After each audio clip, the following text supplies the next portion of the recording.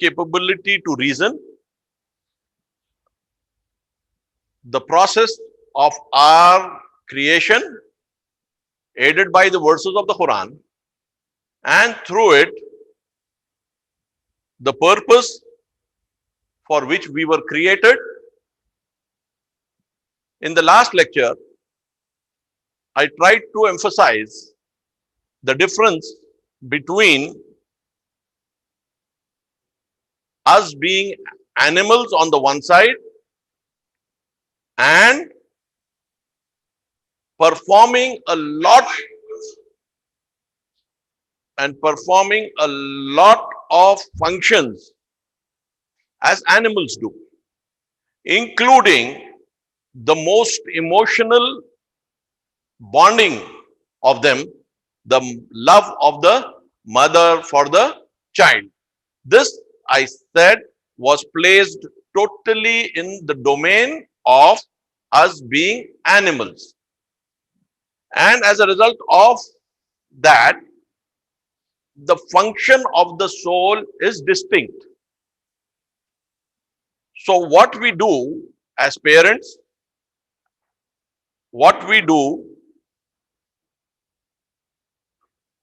as a family, all belong to the domain of the animal in man. The soul, which is what defines us and makes us different from all that exists by an infinite degree, is something different. I use the verses of the Quran here.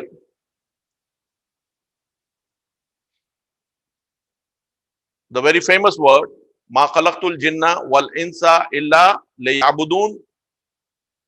I have not created the jinn and the humans except that they may worship me. This clearly defines that the soul has been created for only the worship of God. From this point, I will start today's lecture. Regarding the animal basis of mankind, we have a very clear verse in the Quran. Surah An'am, the 6th surah, verse 38. وَمَا مِن دَابَّةٍ فِي الْأَرْضِ لَا طَائِرٍ يَطِيرُ بِجِنَاحَيْهِ إِلَّا أُمَامٌ أَمْثَالُكُمْ وَمَا فَرَّطْنَا فِي الْكِتَابِ مِنْ شَيْءٍ ثُمَّ إِلَى رَبِّهِمْ يُحْشَرُونَ. The translation: there is no animal on land, nor a bird that flies with its wings, but they are communities like yourselves. But they are communities like yourselves. We have not omitted anything from the book. Then they will be mustered toward their Lord. This clearly places us, along with animals and birds, in the domain of being common with them in a lot of our activities, which we should not mistake as that. I had not mentioned this verse in the last lecture. It only emphasizes what I had explained.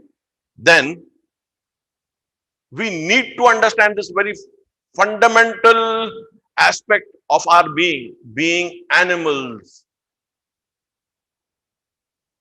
with an infinite difference. The animal function being performed as a natural product of our being animals, hormones playing their roles, every other aspect of our mind and body having its own way of developing and being used, the way animals use it for their own purpose to survive, to make their life as happy as possible, eating the best fruit, trying to be controlling a group amongst themselves, trying to be the head of a herd and fighting for that. We have all that in common. All that in common. What makes us different is that soul which had been created for worship. Since that soul had been created for worship, it doesn't mean that we will not use our infinite ability bestowed to us by our soul in any other manner. It doesn't mean that considering the soul has been created for worship of God alone, we will not be able to use it for any other purpose. This is the biggest problem of ours. Had we been animals like all other animals, we wouldn't have the power to do as much good or as much bad things which we are doing and are capable of. The soul propels us in the right direction when it's in a state of worship, and it doesn't propel us in the right direction when it is not in the state of worship. So the prophets and the imams did what they did in this world in a state of worship. The Quran also hints at this. Fi salatihim da'imun, says the Quran. They are always in a state of worship. Now that is not possible. This is being told about the mu'minin. The verse is specific about the mu'minin. Not all of them. It is the quality of a mu'min at a particular level to one. Allah salatihim yuhafizun. That is again another verse of the Quran. They safeguard their prayer. That is, when you add these two together, one, safeguarding their prayer, and the other are in a constant state of prayer, continuous state of prayer. This means that they don't want to come out of the state of worship and prayer. And in that state, they are guided towards God and do God's will, do God's doing as representatives and vicegerents and viceregents, khulafa of God on earth. So the biggest problem where the Quran says we gave them the eyes, the ears, and the ability to ponder and think, right? And then they didn't use it. They didn't use it. It is the eyes of man. It's the eyes of the human being. It's the ears of man. It's the ear of the human being. It's the heart of the man. It's the heart of the human being which is capable of seeing things beyond the ordinary and deriving results from it, lessons from it beyond the ordinary. The effort of the animal is to safeguard itself and its progeny, its children. Creativity is not the domain of animals. Even the wonderful nests which are made by the weaving birds are basically functional, though they look beautiful to us. And that was being done by them millions and millions of years ago.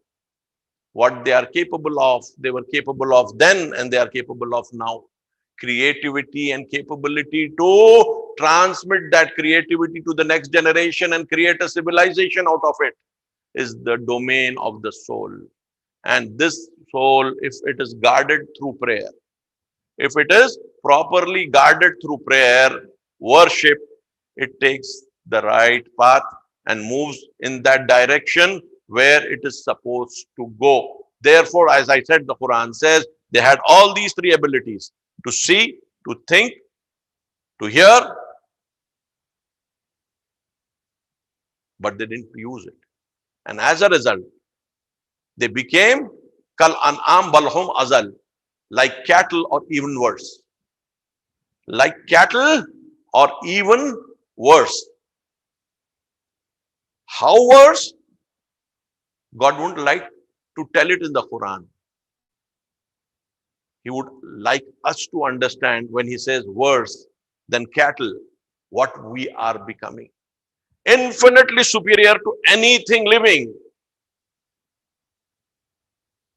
in the animal kingdom.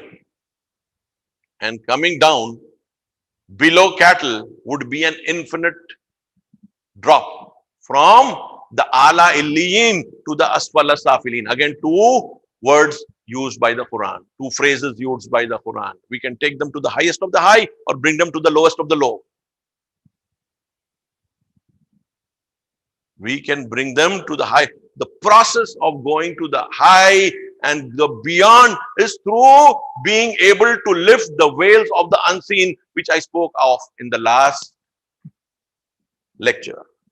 Moving ahead and lifting veils after veil, and each veil lifting brings us face to face with God. Brings us face to face with God.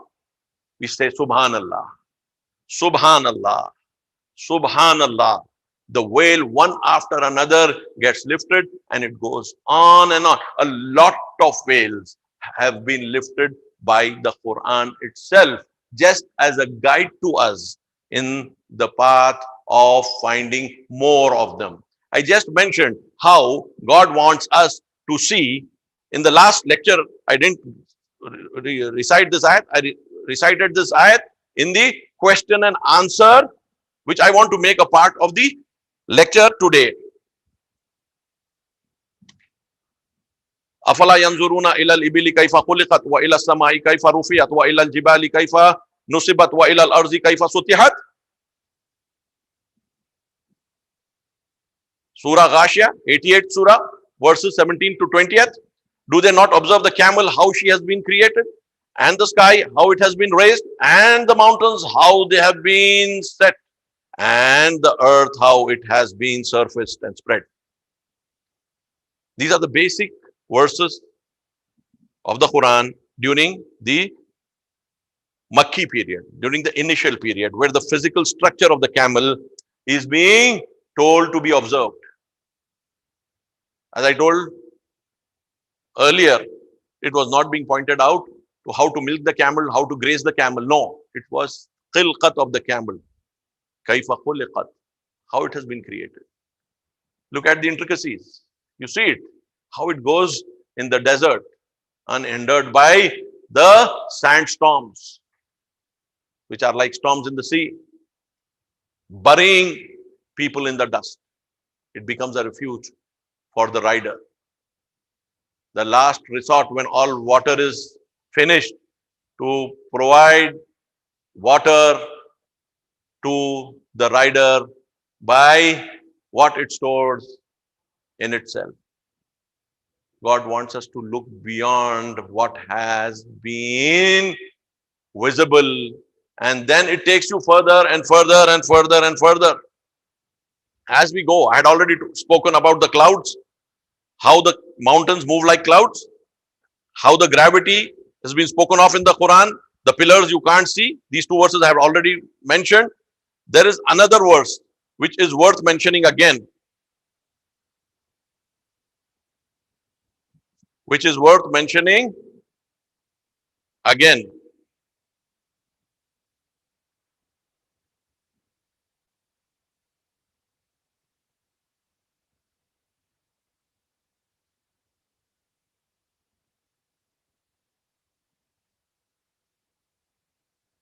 Yeah, this is about the mountains. We have said firm mountains in the earth, lest it should shake with them.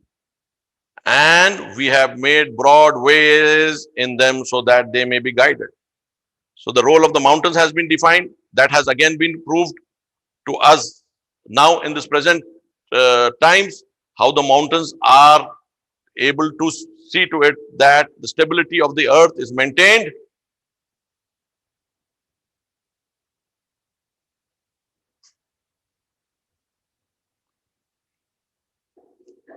Yeah.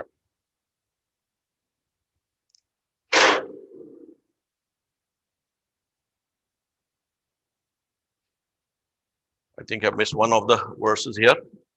I should be able to get that. I'll mention the other one which I would like to see. Yeah, here it is. And it says in the Quran again, وَأَنزَلْنَا الْحَدِيدِ, and we sent down iron. This again is a verse which says Anzalna.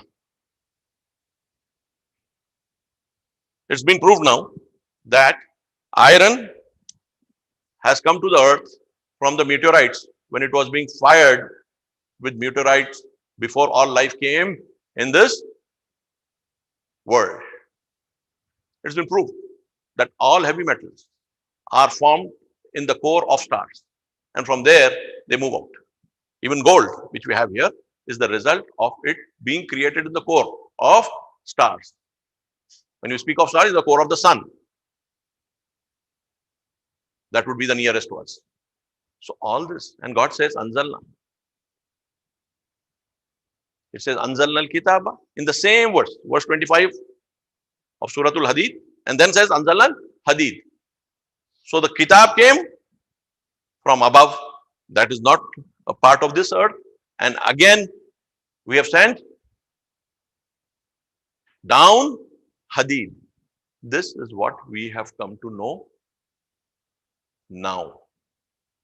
Similarly, the verse which says we have created all living things out of water, again proves, which came when we were able to use microscopes and see the cytoplasm, which is 80% water.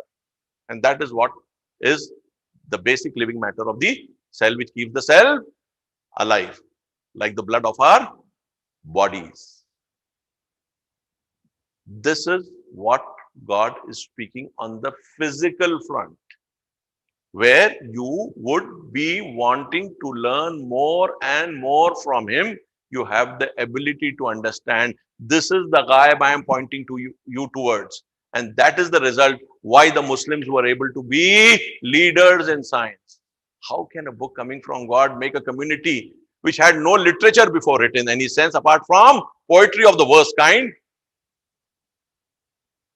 Poetry of the worst kind, and whose script had just developed during the childhood of the Prophet, hardly not even a generation old.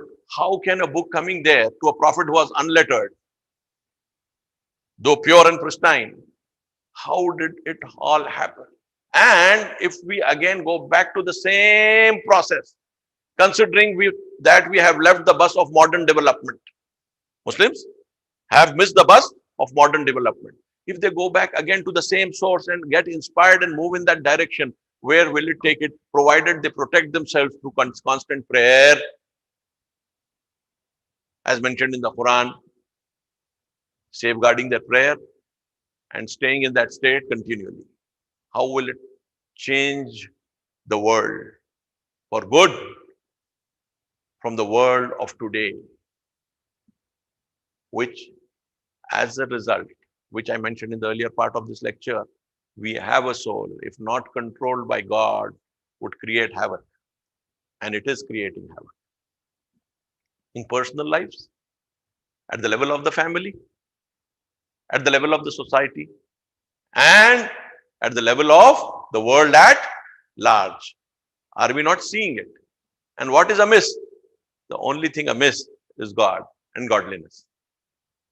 The soul's primary function, sole function for it which it has been designed, is being disregarded by us. Though we have the ability to find it out, whatever verse comes in the Quran is basically a guidance to the muttaqeen. We have discussed this in the earlier lectures. Hudal lil muttaqeen. So whatever is being told, if it's something is been told that life is there, and water is the source of life, and we created everything from water, is being a guidance to us. We have sent down Hadith, is again a guidance to us. We need to work up from where we are towards these higher realities of gravity, of the movement of the earth, rotation and revolution. One more thing which the Quran very obviously says, speaks of the orbit of the sun along with the moon. This is again a very latest 20th century thing where it was accepted as a solar system. The earth rotates on its axis and revolves around the sun. It has an orbit in which it moves. The orbit of the sun was not spoken about. This is again a new development. The sun again moves around the center of the galaxy and it has an orbit. This has come out much later during last century, where the movement of the sun was also understood and that it had an orbit. Otherwise, it was considered to be stationary and the earth was supposed to move around with an orbit. The Quran specifically mentions this. Had it been just spoken on the basis of a chance, had Quran spoken on the basis of chance, there would be so many mistakes, because you can mistake more if you are just guessing than if you are speaking on the basis of knowledge. Guesswork can work for once, or twice, or thrice. It can't work 100 times. The Quran continually puts this on and on and on to us and says, this is the way to move. If you want to move, I am going to take you and hold your hand and then see to it that you're raised to that level for which you were created. As Hazrat Ali says, oh man, you have been created for nothing less than the heaven. You have been created for nothing less than the heaven. Don't sell your soul for anything less than that. That is what our Mawla says. Don't sell your soul for anything below that. That is how it should be. That is how it should be understood. We need to understand the flow of creation. We need to understand the flow of creation. When we see what we are using, iron came to the earth before we came in. Gold came into the earth before we came in. All the elements in the earth came in before we came in. Life came to earth much before we came in. Everything comes on earth before we come in. And then we come in. And God says in the Quran, خَلَقَ لَكُمْ مَا فِي الْأَرْضِ جَمِيعًا. We have created for you whatever is in this world. So we came at the end. The processes are very clear. The child is born and before that the milk is available for the child. Everything, conception takes place, but for that the body is already ready to feed the child through a process. Each process requires 1 billion reactions in a fraction of a second to sustain itself. Otherwise, it goes awry. Otherwise, it goes awry. Everything happening in perfection beyond any kind of imagination. And we are capable to understand it in some detail. I'm again mentioning this, in some detail. And that is enough. And that is enough. Ma utitum minal ilmi illa qalila. We have not given you knowledge except little, says the Quran. Why does it say that? It says that because for you to worship me, it doesn't require for you to know everything in this world about what it is in its reality. You can have functional knowledge of things for you to understand that there is something beyond this which has the real knowledge. So real knowledge is not required for us. We require functional knowledge, and we have been created for that functional knowledge. You will be surprised. You will be surprised that even the idea of motion, we don't understand it wholly, though we have the laws of motions of Newton. So it's shelved. The real understanding of motion is shelved. The functional understanding is taken and the laws made. You will be surprised. We don't know much about quantum physics, but functionally we have been able to use it for so many things. The MRIs which we have here are a result of understanding. The transistors, the electronics which we have, all are a result of an understanding of quantum physics, but our understanding is functional in nature. It is too deep to understand its reality in a complete sense. It only wows you how great it is. I'm not the one who's saying it. Niels Bohr, who is considered to be the father of quantum physics, right? The Copenhagen school. He says, those who are not shocked when they first come across quantum theory, those who are not shocked when they first come across quantum theory cannot possibly have understood it. You are shocked and then you understand. What do you understand? When in a state of shock, you can understand very little.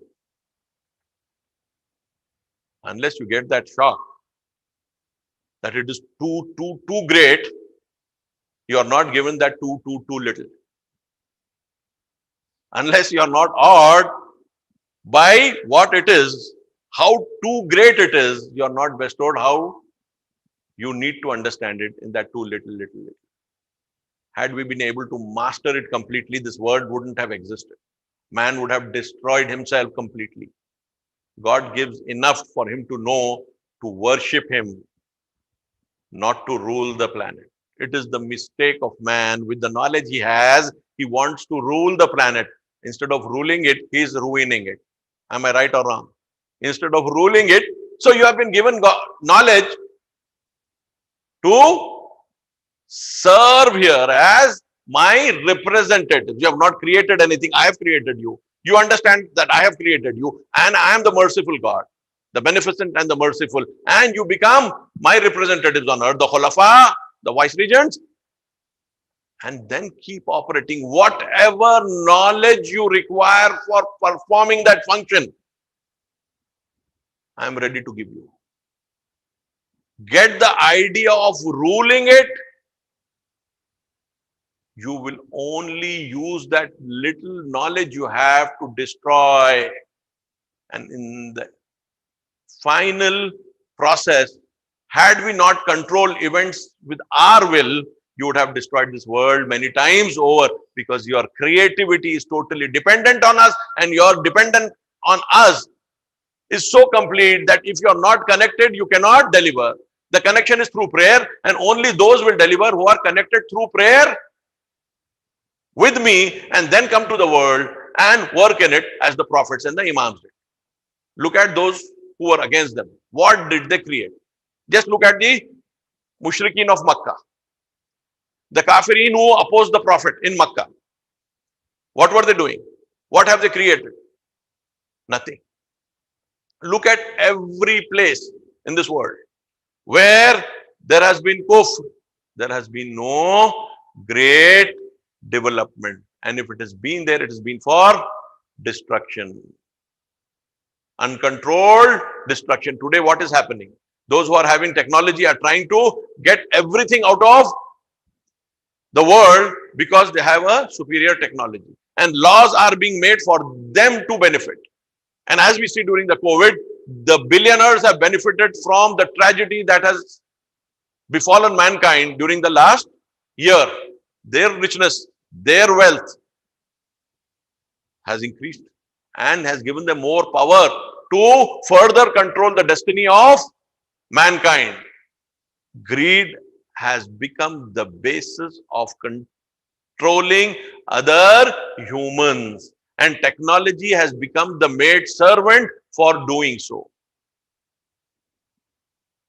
What should had what should have really happened? The opposite of it. Higher technology for all. That means no hunger. That means every sick patient would be treated. Every orphan would be cared for. Every destitute would be sheltered. That would have happened. Instead, what is happening? Arms race among third world countries who can ill afford to buy arms at the rate at which they are being sold. Adding to the misery of the poor of the nation and giving the rulers of the nation the idea of being superior to another nation. Superiority could have been in the serving of the people. Instead of it, the wealth of the people is being shifted into unnecessary expenditure for wars, and what had to go to the poor person is becoming the income of the rich suppliers of these arms. Israel, 80% of their population is surviving on exports of military equipment. Their defense industry is totally based on the fact that there should be more wars for them to supply more arms of different kinds, from drones to missiles to software for different functions of the defense kind, and that is what it is becoming.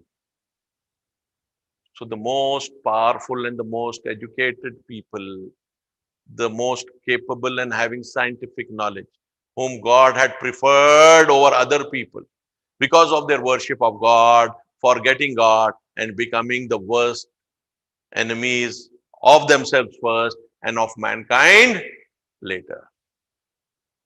This is what the words of the Quran says. Inna arazna lamanata ala samawati wal arzi wal jibali فَأَبَيْنَا أَنْ يَحْمِلْنَهَا فَأَشْفَقْنَا مِنْهَا وَحَمَلَهُ الْإِنسَانُ إِنَّهُ كَانَ ظَلُومًا جَهُولًا. The whole idea of the verse is that the amanat which you have will be delivered through knowledge. The trust I have given to you will be delivered by you through knowledge. But knowledge which is under, again, the state of worship. Again, under the state of worship. And as your worship will increase, we will add knowledge to you. Your worship will lead you to taqwa. And there are so many verses in the Quran which say that if you do taqwa, we will add to your knowledge. If you do taqwa, we will make you differentiate between good and evil. These are the verses which the Quran says. So, prayer leads to taqwa. Nearly all the verses where prayers are being mentioned, you take salat, you take Saum, Roza, you take Hajj, everything goes back to the fact, la'allahum tattaqoon, so that they may be God-wary, God-conscious. And taqwa becomes the source of livelihood as well as knowledge. The verse for livelihood, مَن يَتَّقِ اللَّهَ يَجْعَلْ لَهُ مَخْرَجًا وَيَرْزُقْهُ مِنْ حَيْثُ لَا يَحْتَسِبُ. Those who are conscious of God, are wary of God, we will provide them a path, a way, and give them sustenance from where they have not even imagined, says the Quran. Very obvious. Food, sustenance from one side, and knowledge from the other side. Ittaqullah wa yu'allimukumullah, says the Quran. Have taqwa of God, and God will educate you. Yu'allimukumullah. And God will educate you. So what has happened? Our sustenance, our shelter. He is assuring us that I have kept it for you, provided you do taqwa. You will get your share. Knowledge, do taqwa, you will get your share. And by these two processes, you will move towards us. And through the moving of yours towards us, you will be spreading the mercy for which we are known to the creation, to the creatures of God. And this creates a different world altogether. If we don't The verse I've just quoted, innahu kana zaluman jahula. If you don't use your knowledge taken from us and your sustenance taken from us through the process of taqwa, the way we have told you, you will become zaloom, you will become jahul. As I told, it's a superlative. Zalim is the positive, zalum is the superlative. Anybody who is doing great zulm, and jahul again is the superlative of jahil, great jahil, ignorance. Why has God said this? Why didn't this say zalim? Innahu kana zalimun, kana zaliman jahila. He could have said that. He has not said that. Why has he used a superlative here? This is the very fact that first, a human being, if he doesn't recognize himself properly, doesn't recognize himself properly, it is the first zulm he has done. That is, he becomes zalim.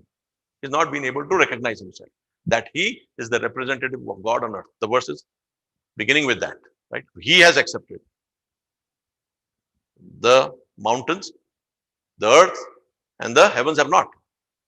So once he doesn't recognize his position as a representative of God on earth, that is the first zulm he does on himself.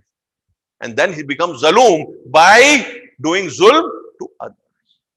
First you will do zulm to yourself, and then the whole chain starts building up.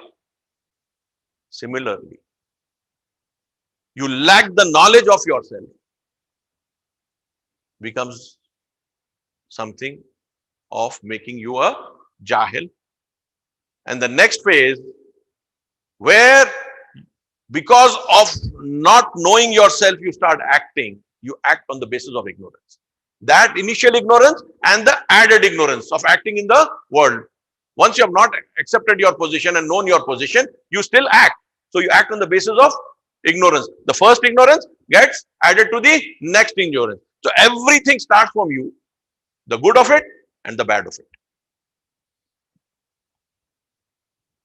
So when we have it, that man arafa nafsahu faqad arafa rabbah, he who knows himself knows God.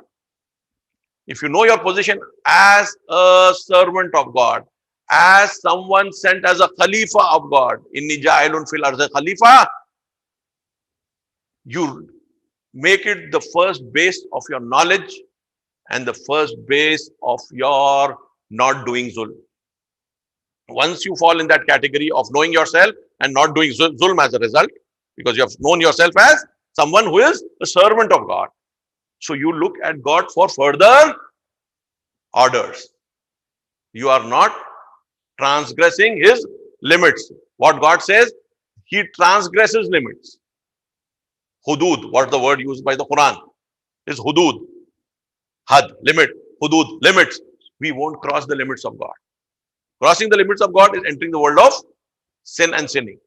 So here we have a situation where we are knowing ourselves and waiting for commands of God, and the commands of God come through two sources, through the prophets or through the person's own ability to think rationally and act rationally.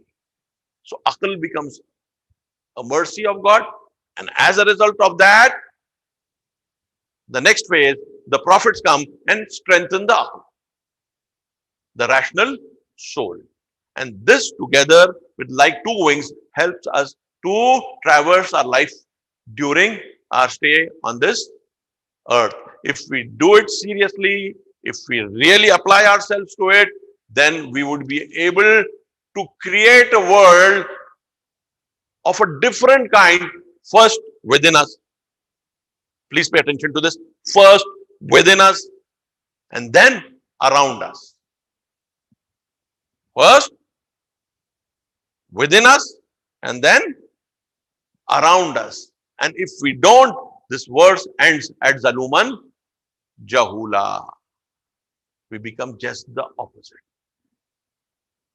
And if then we are raised and questioned about the purpose of our creation, and we say we didn't know, the verses of the Quran move back to alastu bi rabbikum,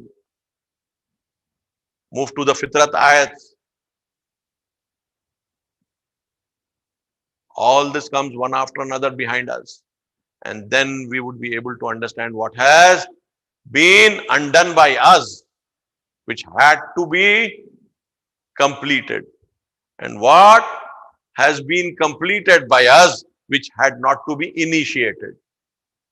We have done things which we shouldn't, and undone things which we shouldn't have. Both ways we would be losers for something as ordinary as this world's pleasure. Whereas the soul seeks the pleasure of the Lord. So if the soul is allowed to play its role with the help of the body and the mind, which is the physical world, the mind being different, that it is performing a separate function of retaining ideas, having memory, being able to correlate them, and understood by the soul in the form of conclusions. The brain doesn't conclude. It creates linkages. The soul working on the brain concludes. It absorbs information from that. So it's a physical function. When somebody's brain is damaged, either through injury or disease, that is not possible. Memory loss.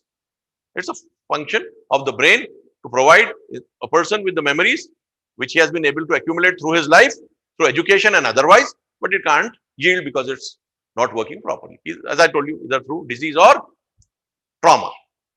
These are the facts. So as long as we have the brain, the mind, and the body, which are capable of performing good, let us put it on the path of prayer and worship and create a world within us, which is not based on zulm, which is not based on jahl, based on knowledge and based on doing good, and see how God then takes it forward and makes us agents in creating a new world. And if we are able to come together with a pure mind, and as the Quran says, innamal mu'minuna ikhwa, obviously the mu'mineen are nothing but brothers. The coming of brothers makes a lot of difference on the social level by spreading peace in the society and love and affection amongst all human beings. We are never allowed to hate anyone, because the Quran says, repel evil with good. Repel evil with good. In a state of hate, we will not be able to repel evil with good. So hate is proscribed, banned, prohibited by the Quran. So let us follow the path of Rahmanur Rahim. Let us follow the path of Rahmatul Lil Alameen. And let us follow the path of Amirul Mumineen and the Aimma, which is again the path of God and the path of the Prophet, and create a world, however small it might be, however small a microcosm it might be, however minuscule it might be, but let us create purity through the sources of purity, both our soul and the guidance given to it through aql as well as through the book. Wa akhiru da'wana anil hamdulillahi rabbil alameen.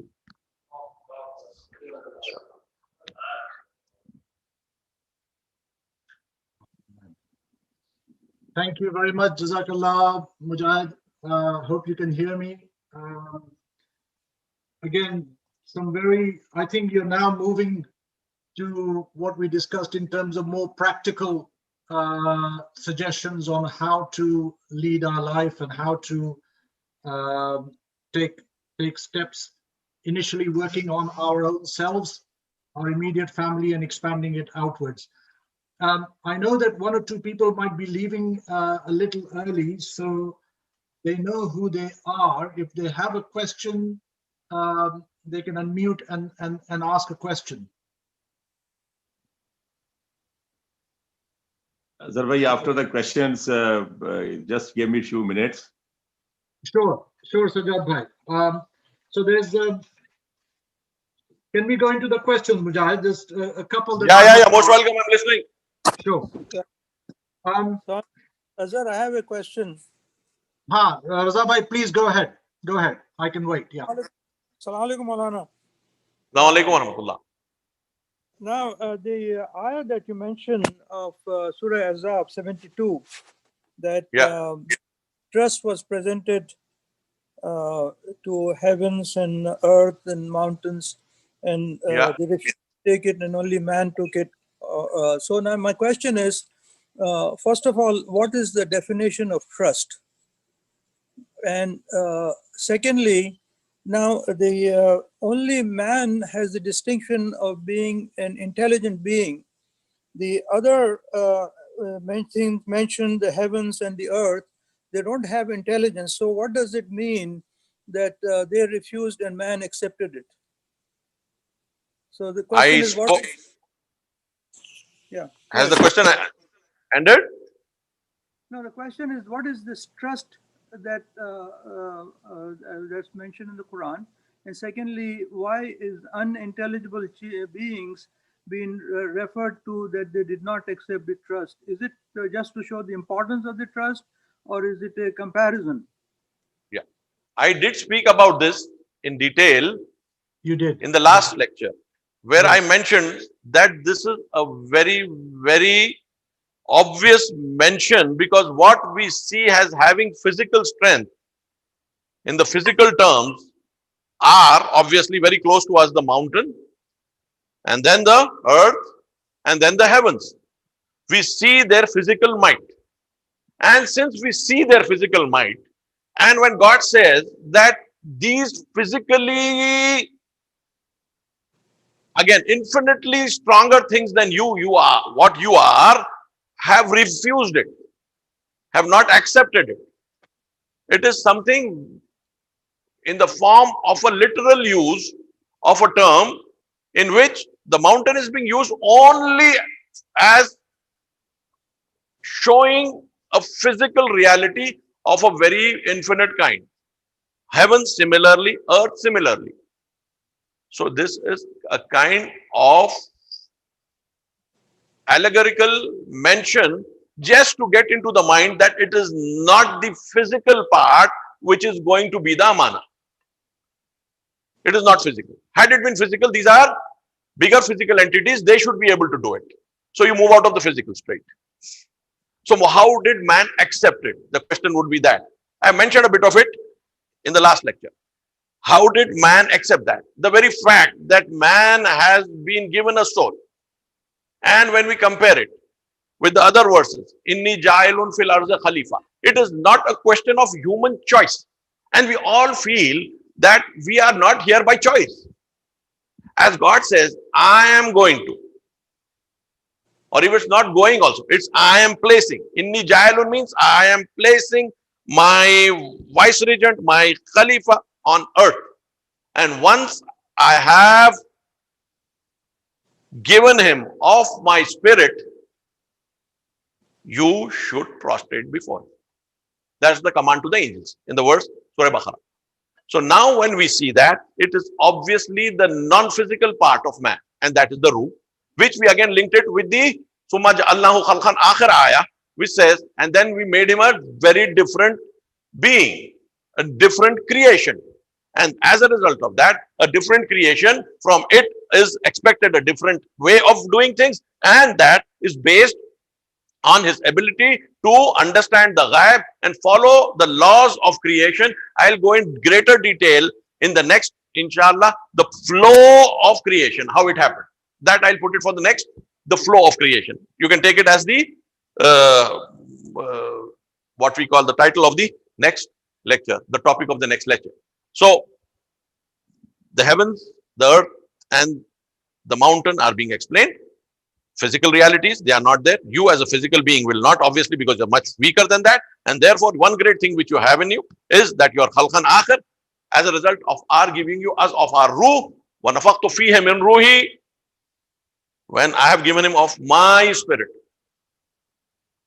Why it is my is basically giving it a status. Otherwise, God doesn't have a thing which he reduces from himself and gives it to other. No, that is not what we can explain through language. His creation is a process in itself. That I'll try to hint a bit more in the next lecture. But what we know very clearly, and I've spoken again, that amanat is externalizing God's mercy in the physical world, in the realm of this earth. God has placed Adam in a garden on earth, obviously. And then from there, he was sent out of the garden. And then he had to live a life on his own, on the ability of his to think, ponder, understand the ghaib, worship God. And as I told you in the beginning, first and second lectures, it was a natural feeling of human beings to accept God. And as slowly they were surfeit of distractions and reasons to be exploiting others through acquiring wealth, through land, cattle, and other things. That kind of a process went forward, and the prophets came at that time to regulate between human beings so that the societies could move towards a higher level of worship and higher level of creativity. But during all these processes, there were millions and millions and billions of people who wouldn't like to follow this or partially follow this, and very few who would like to understand and take of it in the right measure. Those who took it in the right measure became the creative lot. Those who took it in the middle level generally were neutral or became supporters of the tyrants, the taghut which the Quran says. And the worst, the tyrants themselves were the ones who actually have been a cause of whatever evil has been done in this world as the prime movers of evil. God is not the prime mover of evil. He cannot be, subhanallah. Therefore, not this middle category, because they are themselves being taught how to go against God. So it falls into that category. And the challenge has to be met by the people of God, the prophets and the followers of the prophet. Muhammadur Rasulullah wallazina ma'ahu ashidda'u 'alal kuffari ruhama'u bainahum. The prophet and those along with him are severe towards those who are oppressors, who are unthankful rod. And ruhama'u bainahum. They have rahmat amongst themselves. Why are they opposing the kuffar? Because the kuffar are an ungrateful lot and are not allowing these people to live a life of peace and mercy on this earth. As the Quran says on the verses on jihad, you have been given permission to repel the attacks of those who are attacking you only on the basis that you are saying Rabbun Allah. You are saying my Rabb is Allah. Only on that basis they are attacking you. So we have given you permission to repel. So killing or fighting a war is not an automatic right of any human being in this world. It is a permission given by God only on the basis that they are being persecuted because they are saying the Creator is our sustainer.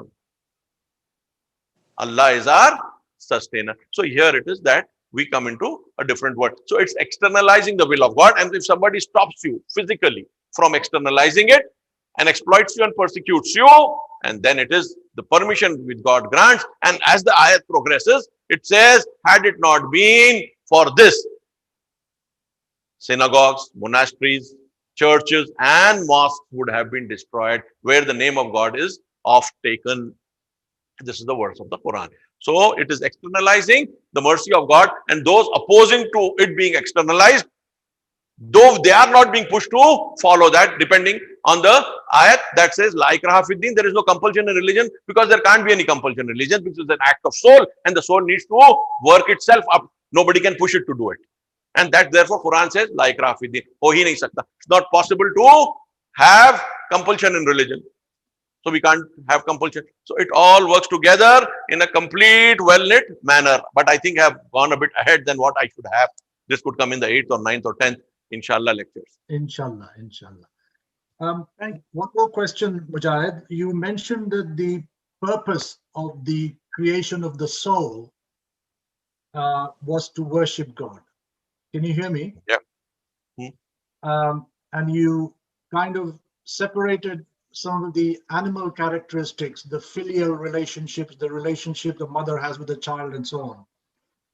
But does the definition of worship only include prayer, salat, and all those things, or does it also include some of the duties that men have, such as duty towards their parents and so on? What does worship include? Yeah, worship is the act, as I told you, of the person who is in communion with God, and during that state only the mercy of God flows through him. The very fact that somebody is taking care of his parents, old parents for example, The very reason that he is doing it is the mercy of God which is flowing through him as a human being. Animals also take care of their weak partners. We have seen it and we have a documented history about it. So partly you can give it to the domain of the animal kingdom as well, where the basic idea of supporting a weak animal in the group by the strong group and leaving something for him to eat after doing the hunt and taking care to see that he is part of the group. We have a study of hunting wild dogs in Africa, where one of them couldn't keep pace with the herd, the group, and they would basically wait for him after going a few kilometers so that he could use his sense of smell and come, and they would never cross that limit from where he could smell them. And after hunting, they would provide something for him. So for 2 years and more, they followed this group, and they found that they were supporting this injured dog who couldn't run along with them. So this you even have in the animal kingdom, but human beings can take it to a different kind of level where it cannot be understood to be just an animal function, but the function of the soul working with God, where God says, La taqul lahuma uffin wa la tanharhuma. Don't say uff to them and don't scold them. This is the area of the soul and God. Had it been an animal function, God wouldn't have mentioned it here. An animal can bark at its father, can bite its mother. This is there in the animal kingdom, despite taking care of them to whatever extent possible. But the human being is not supposed to do that. As a human being, he has an elevated state of, and this is worship. And this is worship. Okay. Extraordinary care of the child beyond the animal kingdom. And that is what human beings are given. So Right. this is what we are talking of. It is extends to everything. Looking at a yatim with love. So it is a very wide definition then. It's not. Obviously, it cannot be limited to any one or specific prayer as such. Right. And I guess your niyat, your intention is also very important in all of that. You know, what is Obviously, your intention is important and easier. I'll make it much easier. From where it is coming is more important. Whether it is coming from your animal instinct or it's coming from God, that is more important. Right, right. You know that. As you said, your niyat, that if you put it in a more simpler manner, would be where it is coming from. Where it is coming If it's from. coming, yeah. One other quick one is we talked about the soul, obviously, in the last lecture and in this one. There is a verse, I think, in Surah Araf, which says, He it is who created you from a single soul. So, Yeah. what do we understand by, obviously, each one of us has a soul. Yeah. And does this ayah mean that we are all created from Adam, and Adam had a soul, and our souls are effectively a link from there, his descendants? Is that what it means? Yeah. Yeah. This thing which is being mentioned here, we have created you of a single soul. It means that the command of God for the creation of the human being is a single command. And from that we created its mate, says the same ayat as it goes forward. وَخَلَقَ مِنْهَا زَوْجَهَا. Right? Yes. So the command was a single command, and through which the soul was created, and through which its mate was also created. So the singleness is the source from which it has emanated. It is not a multiple source. It also indicates the quality of the soul being a constant in the fact that it is being bestowed with a common kind of ability to worship God. It can be enhanced through the physical capabilities of man of having a much more better brain with which he will be able to get more facts and lift himself to a higher level, or he might be having a lesser IQ and therefore he becomes a follower. So these different levels in the physical world are there, but the soul is a single soul. Had the soul been superior and capable of worship, and another soul being incapable of worship, then asking the soul why it is not worshipping the way the soul which is capable of worshipping is doing would be wrong. So what we say, the soul is pure, pristine in all of us. Our ability to understand things is dependent on our IQ and the opportunities we get to understand the world. Maybe the parents were to whom we are born, as we inherited their genes, and the kind of places we are able to gather knowledge from. All this will come to us delivering with the help of the soul to the extent we can possibly deliver. If we deliver less than our abilities, we will be questioned. And if a person with very low abilities and a lower IQ gives a very, very minimal kind of return to God, he will be placed along with the prophets.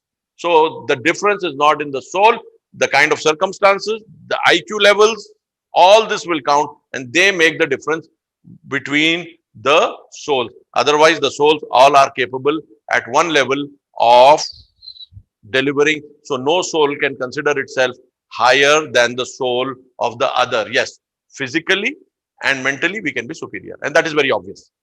Okay, thank you. One last one before I open it up to some more people here, which is following on from Musa Bhai's question about this amana.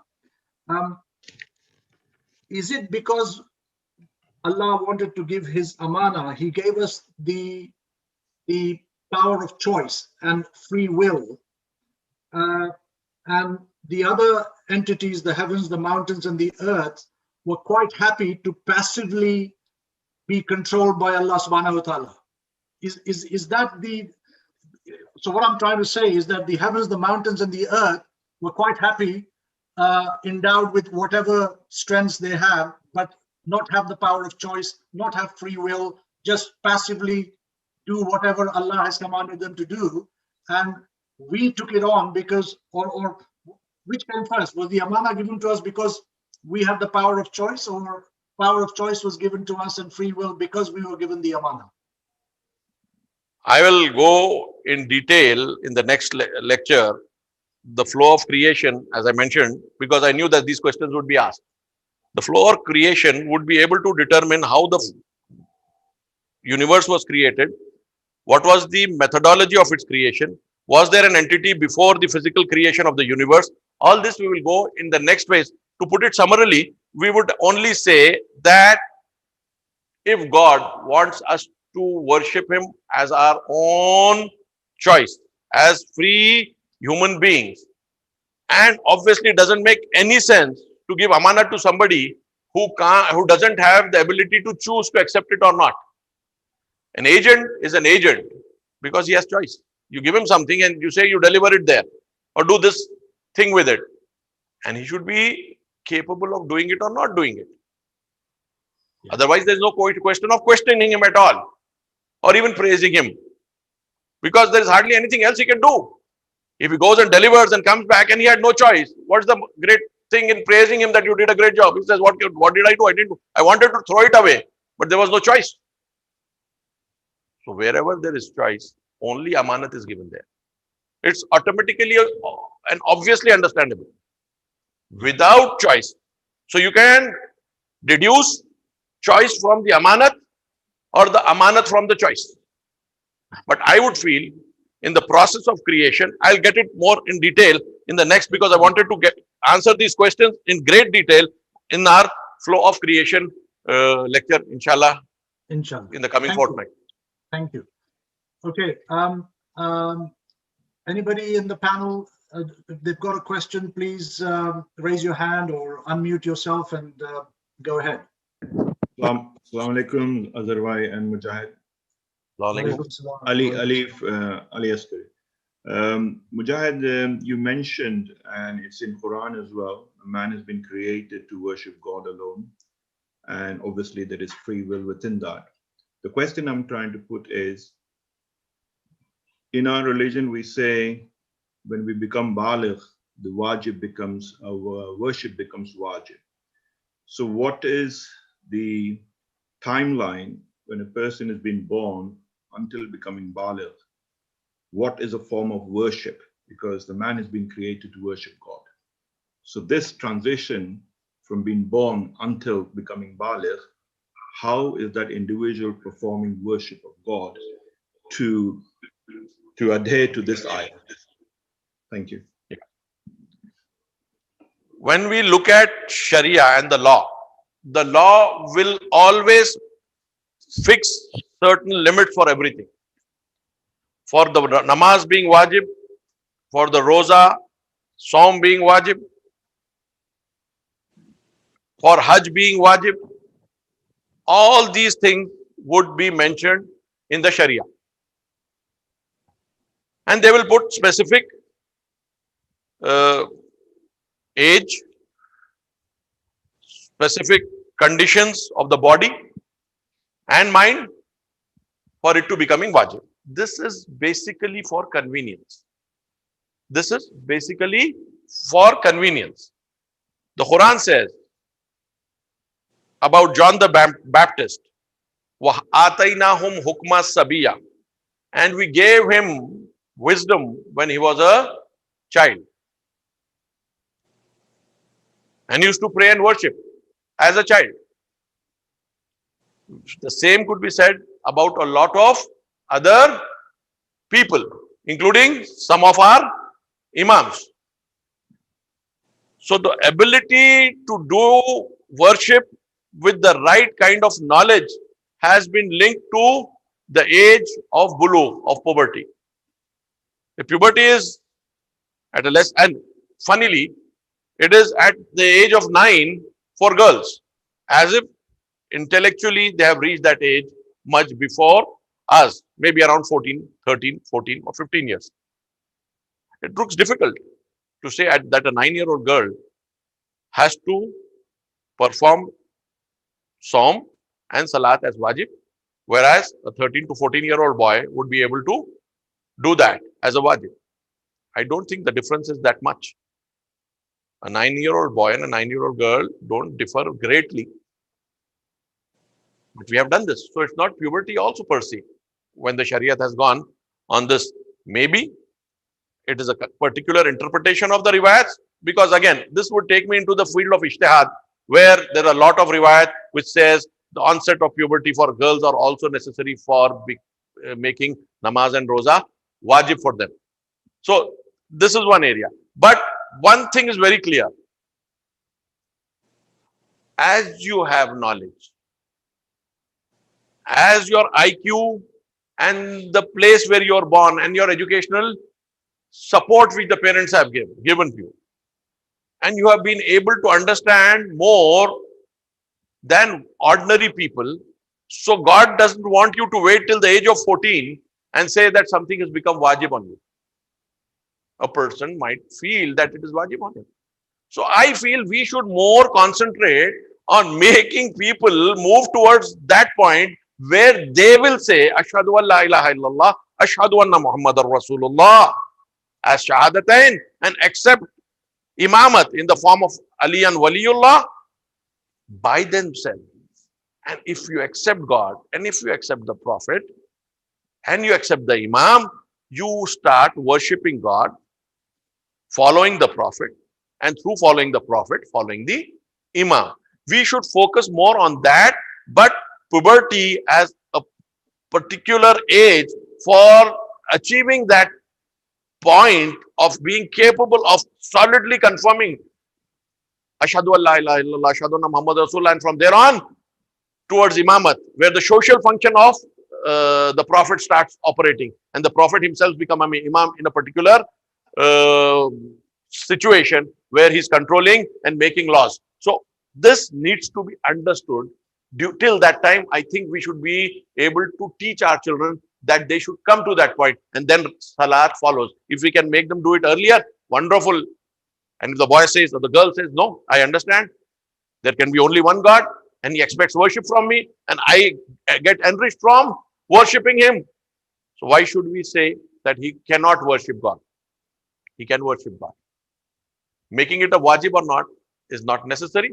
If that Shari point is to be followed, let us follow it and do a niyat of wajib after the puberty. But before that, it can be done as qurbatan ilallah, and anything done with qurbatan ilallah, which is not wajib, and as a result of the extra effort of that person, gives him more sawab. So he gets more sawab before he reaches the age of puberty if he is performing salat by understanding. So the earlier the understanding, the better. Don't let the child go to the age of 14, for example, for a boy, or for a girl similarly till the age of 12.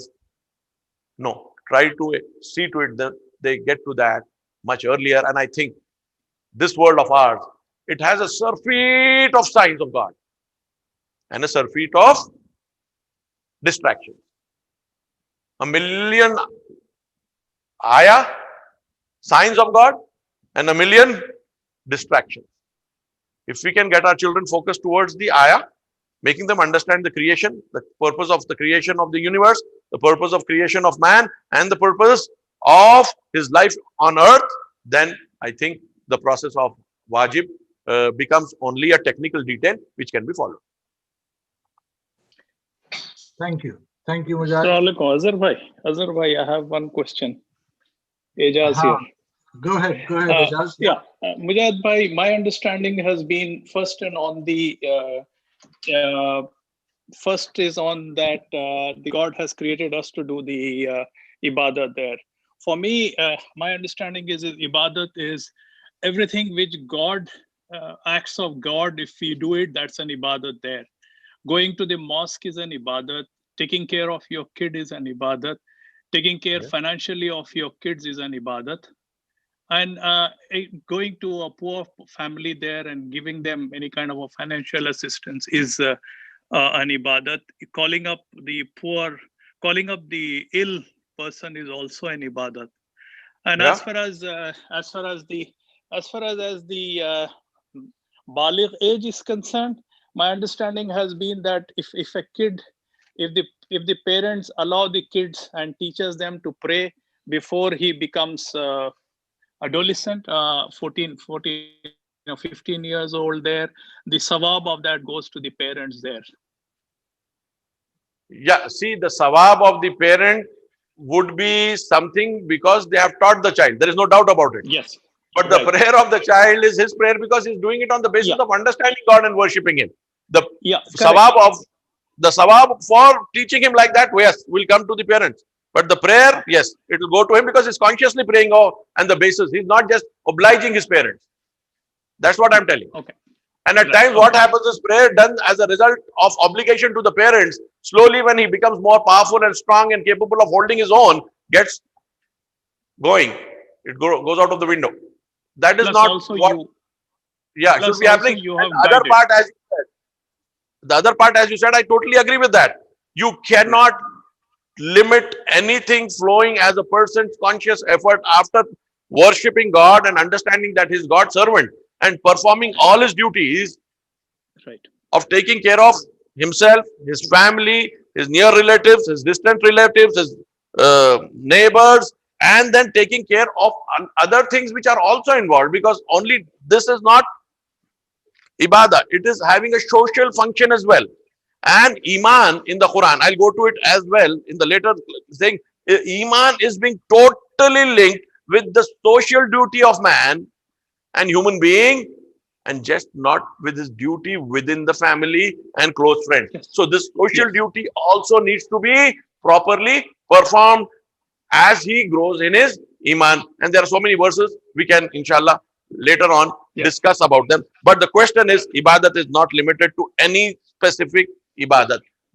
Core ibadat, salat, saum, hajj, zakat, homes, all have a purpose and all move you closer to God for you to perform at a higher level for the next time and for the next level for which you are aspiring. And this keeps on growing and growing and growing. It's not at any time a dead end. A person keeps going towards God as long as he is alive up to his deathbed, and that last mile of his, when he sees God, when the soul is totally going away from the body, that smile confirms all that. Thank you, Mujahid. Thank you, Ijaz. Irshad has raised his hand. Irshad, would you like to ask your question, please? Yes. First of all, Assalamu alaikum, Moulana Mujahid. Although you're a lot younger than me, but that's your. Can you hear me? Yeah, I hear Can you. you I all hear you. hear? Yeah, I'm hearing you. Yes. You talked about IQ and taqwa. IQ, I mean, some people with low IQ and there are people with high IQ. Is this God given or is it nurtured or acquired? And if that's the case, if taqwa is related to the IQ, Allah shouldn't expect too much from the person with low IQ than the person with high IQ. What's your take on that? Yeah, I will not like to limit the taqwa of the person to the IQ per se, but I am saying that with the lesser IQ, if he understands certain basic signs of God and worshipped with all his heart, with that limited signs which he has in him, he will be raised to that level of the prophet, though he didn't have the knowledge of the prophets. With the limited that he had, for example, I'll give you a very, very simple example. There is a villager who has never seen a car. He has never seen a car. And suddenly a car comes to the village and he sees it's moving. He has a bullock cart, which he knows the bull powers the cart. So now he sees the wheels moving of the car. So he understands that this is something which the person sitting in it is not empowering, because I sit on my bullock cart, but the bullock moves it. The bull moves it. So what he will say is, there is something inside this car, I don't know what, that is moving it. A mechanical engineer would be knowing much more about it. The complete combustion process, how the cylinders, and then how the transmission is taking place. Now the question is, if accepting the car as a reality should be what it is, the fact that this rustic person, this villager, is accepting it, but he doesn't know the details. And there is the other guy who knows it inside out. You can bring this down to the understanding of the ayats of the Quran and the verses of the Quran, and looking at nature and understanding the thing. He might be able to just see the sunrise and sunset.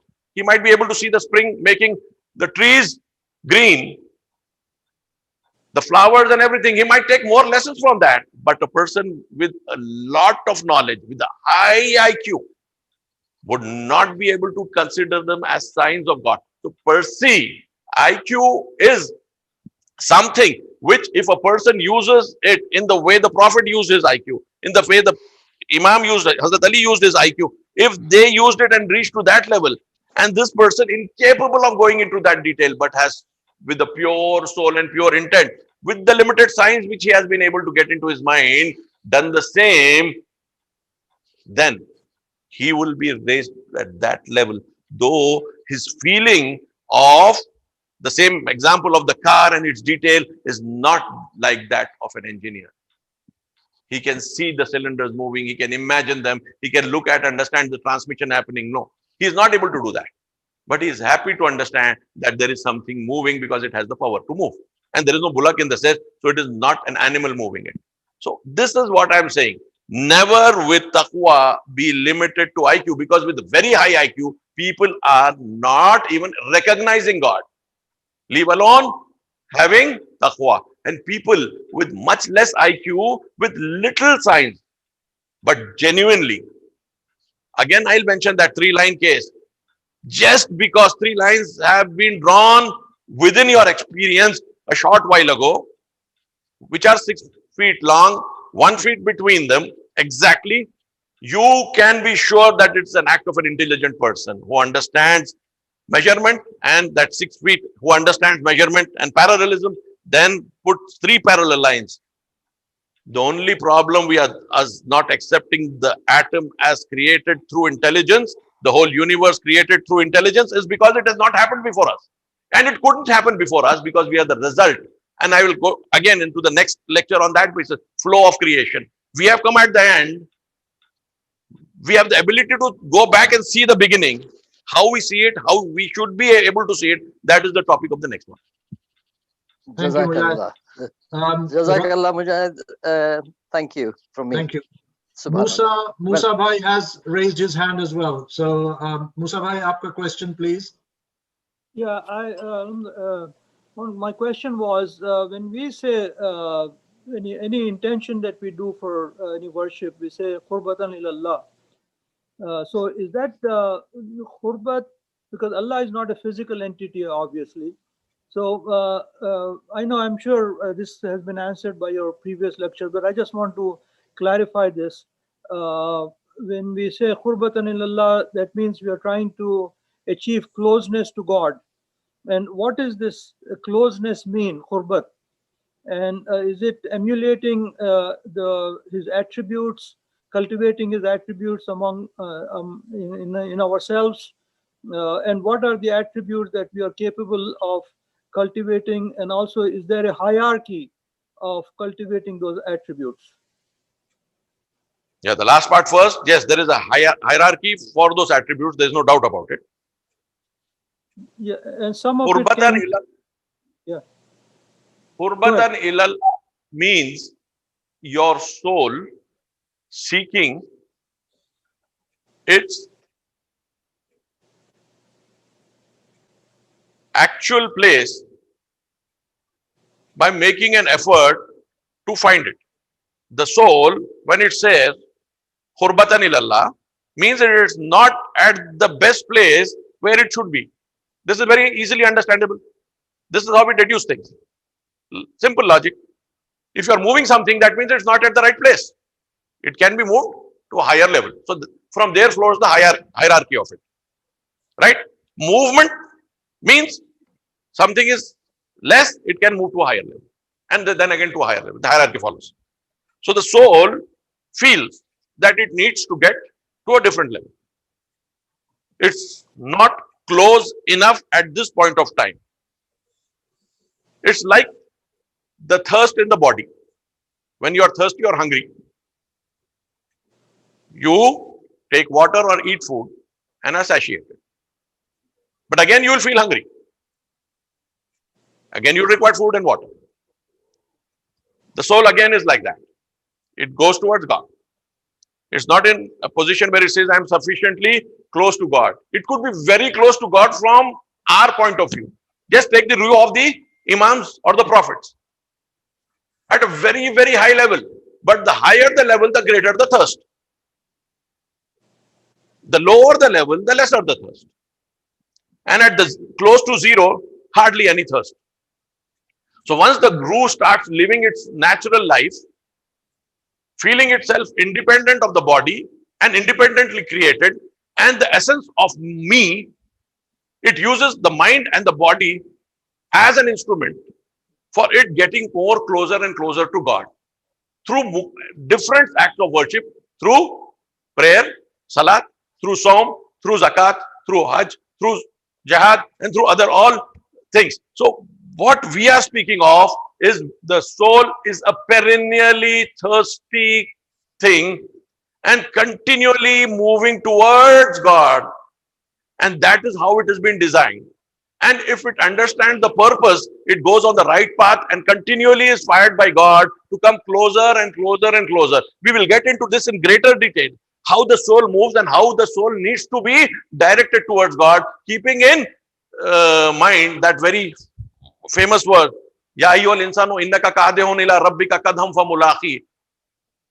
Oh man, you are moving strenuously towards God, your God, and surely you will meet Him. So how does this motion, which is predestined for all of us, how this phase has to be traversed, that is what we need to know. And I think it requires a complete 2 or 3 lectures, how the soul needs to traverse this thing which is predestined, as the verse of the Quran says, Innaka kadihun, you are strenuously striving towards coming towards us. And if it's in a state of hurbat, one after another and one after another, that hurbat would be a very, very different thing. And but the one thing is important: the soul needs to know itself at least the basic level as an independent entity. It's not the mind, it's not the body, it's an independent entity. So the process of hurbat accelerates. Thank you, Mujahid. That was excellent, and we look forward to your talks on moving the soul, because I think that would be a very useful thing for all of us. So as a last thing, I've got Brother Sajjad Naqvi from Pakistan. He would like to either ask a question or make a comment. Sajjad bhai, go ahead, please. Yeah, Assalamu alaikum, everybody. Thank you very much. I'm Dr. Sajjad Naqvi from Pakistan.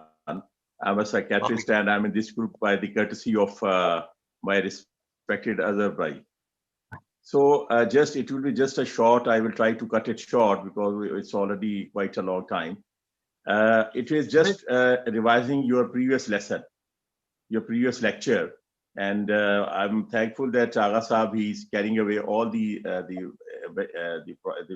topic in a very fluent manner. He's taking it ahead. Thank you very much for that. I just want to make a comment about Adal. Like, it's already when we say Tawheed, and we accepted that Allah is one, He is Wahid. When we believe in Allah, naturally we believe in all His properties, all its sifat, whether these are sifat sabutiya or these are sifat salfiya. But we believe in all that. But why Adal? To me, I think it is very important. One thing is understanding God, because we are living in the universe which is created by Allah, and we are living in it, and it is, it is being reared, or it is being, carried away by the God, or controlled by the God through some phenomena. And one thing, one of the basic principles of the nature is that it is a balance between diversities. Whether it is warm or cold, it is day or night, it is mountain or it is plains, it is sea or desert. So life is a diversities, and these diversities are there. One thing to make sure that we believe in God, and it is someone who created this. And then there are certain diversities which are actually a test for us, like poor and rich. Now, why God created poor and rich? He could have made everybody rich. He could have, just abolished anybody poor. But creating a diversity between poor and rich is a test for us. And we are continuously exposed to a lot of tests and a lot of conflicts in our life. And if we believe in Adal, that the whole of the nature is based on Qaim bil Qist, indeed Allah and His angels, they are witness to it, that whole of the nature is balanced. When we believe on balance and equilibrium, and as Agha Sahib has said, that as a vice-regent of God, vice-regent of Allah, we have to continue, we have to take it forward, take this balance and equilibrium forward in our lives, in ourselves, and in around us. We have to carry this balance and equilibrium. And just, by my little knowledge of psychology or psychiatry, just adding that Agha Sahib, he mentioned that there is an animal part in us and there is a soul, which represents the God part in us, or God's order or God's obedience, whatever it is. When we see from its knowledge of psychology, and we see the explanation of famous psychologist, Freud is known as father of modern psychology or psychiatry. And the way how he describes the self is, the soul is, that man, human being is, that we have three things. One thing is id. It denotes the basic desires of hunger, of pleasure or sex. The basic desire, that is the animal part. And if according to Quran, it is nafse ambara. Of course, this nafse ambara, if we just obey it, it takes us to sin, to sinful life. Then comes, he said, then there is ego. Ego is what is me, myself, the human being. That how now I have these desires and how I have to fulfill. And then there is superego. That superego is the norms, values, culture, and above all the religion above all the Allah's commands about how you have to fulfill your basic needs. Now this ego, which is nafs al-lawama, this creates a balance. The duty of this nafs al-lawama, of ego, of me, is to create a balance between it and superego. Now I need to fulfill my basic desires according to the commands of superego. Then I'll be in player, because it's a very beautiful thing that whatever the desires of body and the desires of soul are opposite. Body feels good when you eat more, soul feels good when you eat less. Body feels good when you're in absolute pleasure, and soul feels when you disarray from pleasure, or you refuse pleasure. Like, eating is pleasure, but fasting, our soul, we are hungry, but soul feels pleasure. So now ego wants that we should, superego wants that we should fulfill our desires in a way as they are given, you are guided to the righteous path. The right thing to hear, the right thing to eat, the right thing to see, the right thing to eat, the right thing to talk. So this is what. Now this ego is nafs al-lawama, and once you are subdued, your id is totally subdued towards superego, then that is the phase where you reach the state of nafs mutmainna. When you are totally, absolutely, you are accepting the commands of Allah, your life is yashri nafsa ibtigha marzwatillah. When you are totally subdued, your nafs, yourself is totally subdued, your id is totally subdued towards the commands of Allah. And that is, the basic, I, as a psychiatrist, I'm a practicing psychiatrist for the last 32 years. And what I have all gathered is that all the anxiety and the depression, it is created, the basic root is that we are facing a conflict between the desire and between the reality. It's all the conflict. The more is the conflict when we, as Maula Ali Hazrat Ali Assalam said, that it is the duty of the human being to analyze his desires, whether you should have this desire or not. So when we can only resolve this conflict, that we see that whether this desire, as Agha Sahab has mentioned, whether this desire is coming out of our animal part or God or soul or God part. So that is the thing.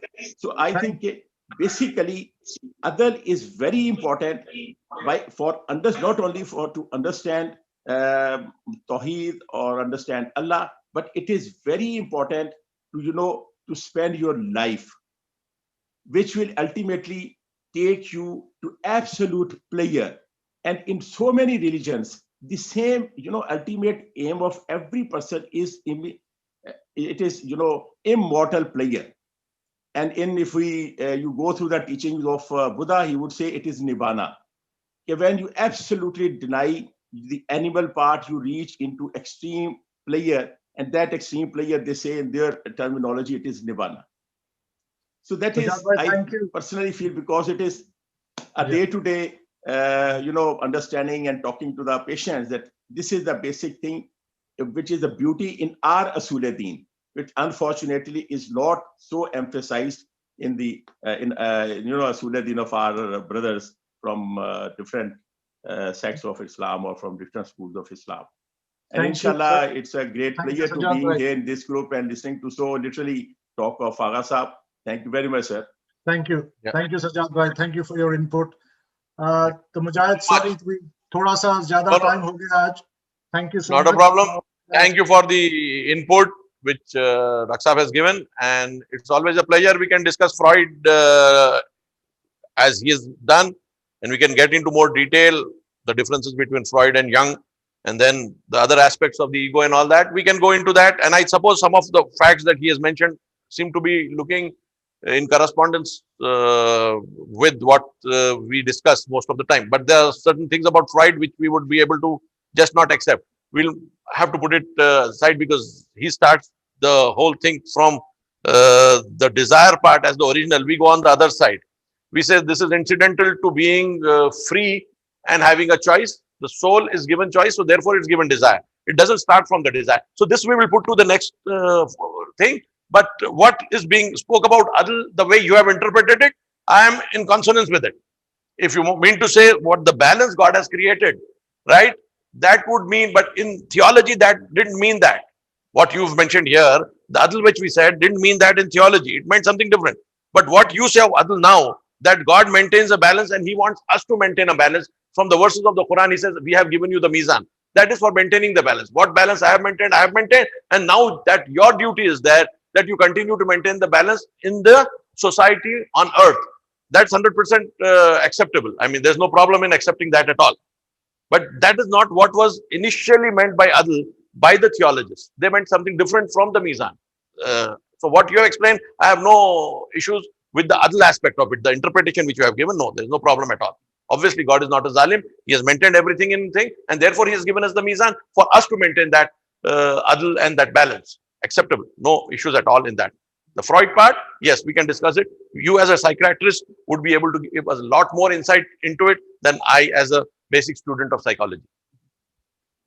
Thank you very much, Agha Mujahid. Sorry, it's run a little bit over time, and we look forward to the next one, which will be on the 23rd of January, I think, adding 14 days, on the flow of creation. Is that the main topic? Yeah, I will try to talk on that. Flow of creation.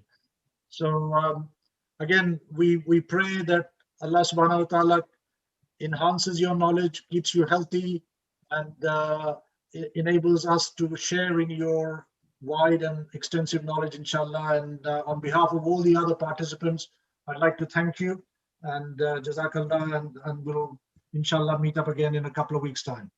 Thank you everybody. Thanks so much. Thank you everyone. Thank you. Thank you. Thank you.